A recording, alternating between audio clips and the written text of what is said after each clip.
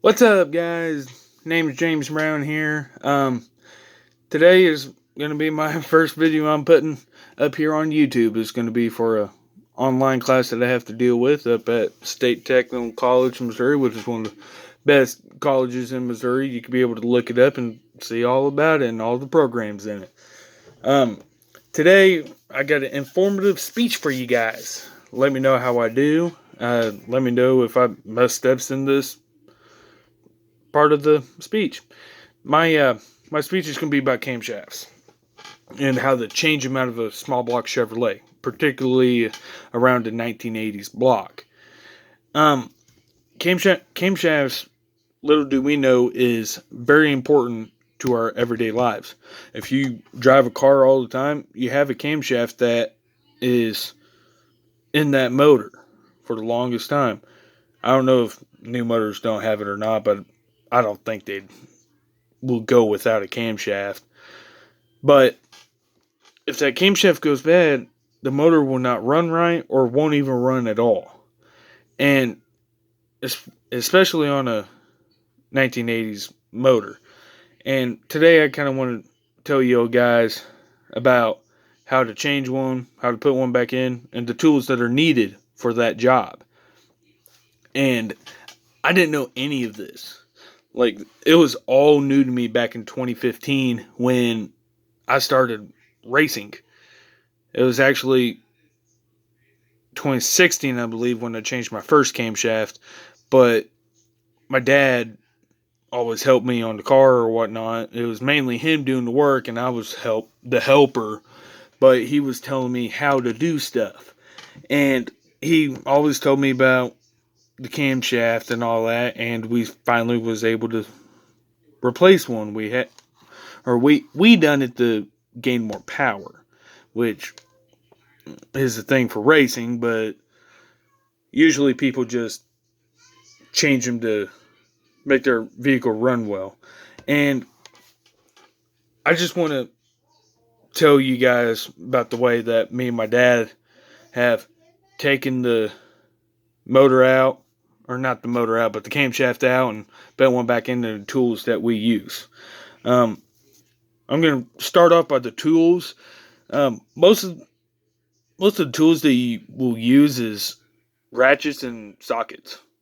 That is mainly the stuff that you will use to be able to take everything off. You might have to have a special puller for the harmonic balancer if you have to take that off. And you may have to have a special puller for the camshaft gear, take off the end of the camshaft. And other than that is mainly ratchets and sockets. Wrenches too at some points, because you'll have to use wrenches on parts of the intake because ratchets won't go in there on certain intakes, that is.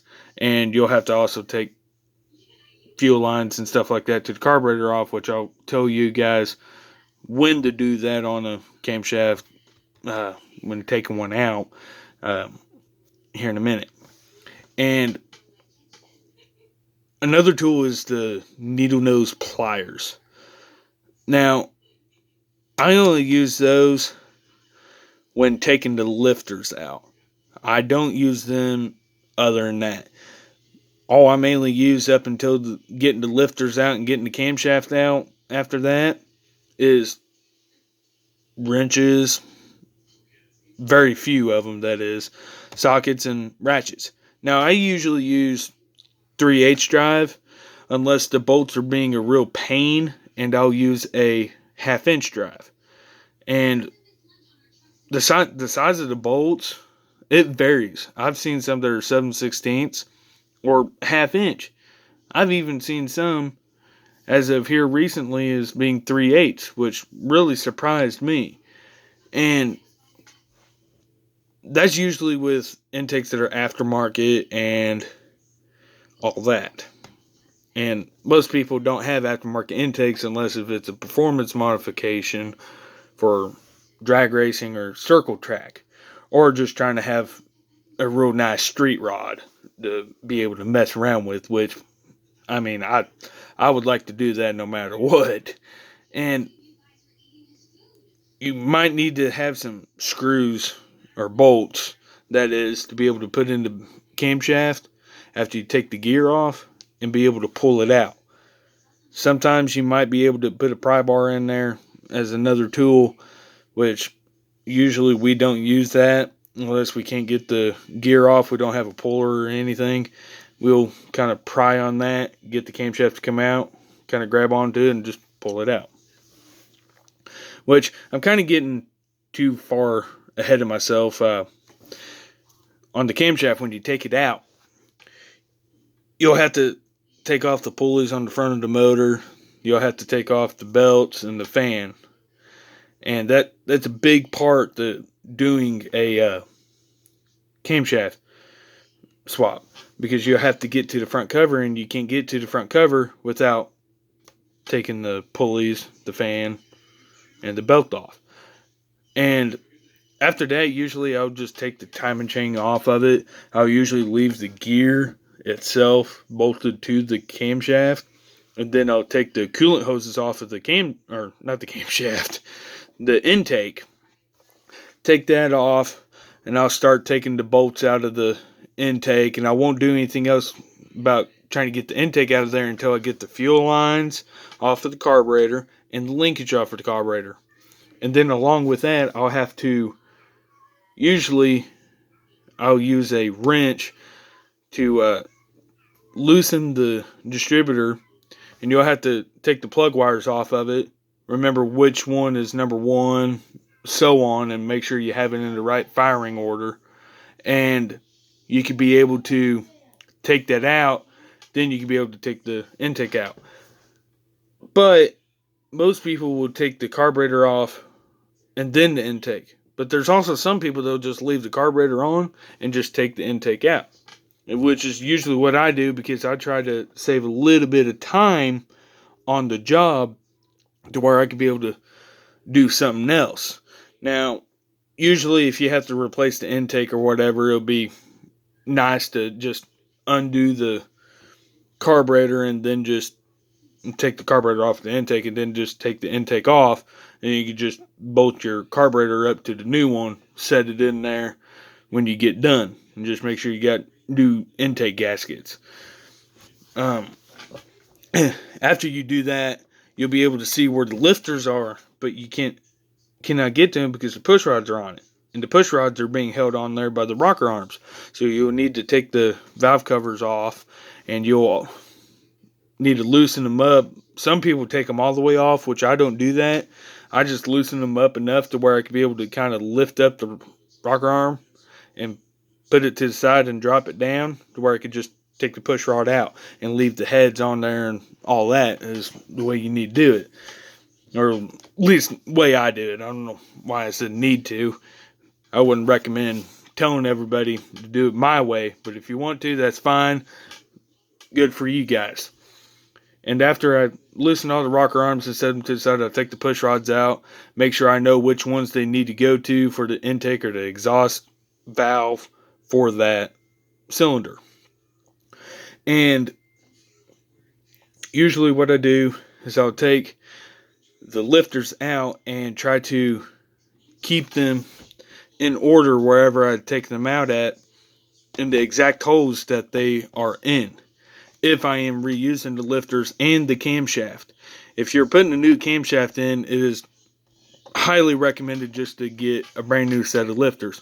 But if you're using the same camshaft, you need to have the same lifters on it, and they need to be in the exact location, because you do not want to switch them up all over the place in the motor and maybe flatten the lobe on the camshaft, because it has a certain wear pattern on that lifter for the camshaft on that specific lobe.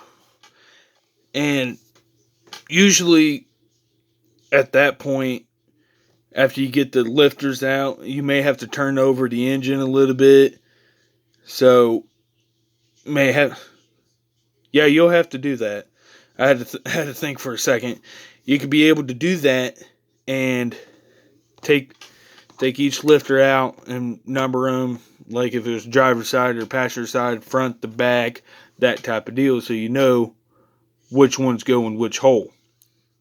And at that point, you could be able to take the gear off the camshaft, and you could be able to put a few bolts in there and kind of pull on the camshaft gently and be able to start taking it out that way. That's the way I take one out, but I'm about to tell y'all how to put one back in. And now, you see, the way I put one in is basically the exact opposite of how I take one out. I usually do the steps backwards. But when I start putting one in, no matter what, if it's a new one or the same camshaft or a used camshaft, it is always important to lube up the camshaft as you're putting the camshaft in over the lobes. Just pouring a little bit of some motor oil on them is preferable. And when you start putting it back in, you'll have to make sure you're not banging it around everywhere, because if you do that, you're gonna do something to the camshaft and it's gonna make it go bad. And you want to not break the teeth off of it, or you're gonna have to take that camshaft back out when the motor's not gonna be working. But as I was saying, the steps that I have done to take one out, I usually do backwards to put one back in. And if you guys have to rewind the video to go back to the parts that I was talking about how I took one out, go ahead and do so right now. I hope a lot of people have learned about how I have learned to take a camshaft out of a 1980s small block engine. It was a very big learning curve for me. Like, this video I've kind of made off the top of my head. That's how much I've learned and retained from that information. One thing I will say about the new camshafts that you put in, the manufacturers usually want you to run it at a certain RPMs for a certain amount of time.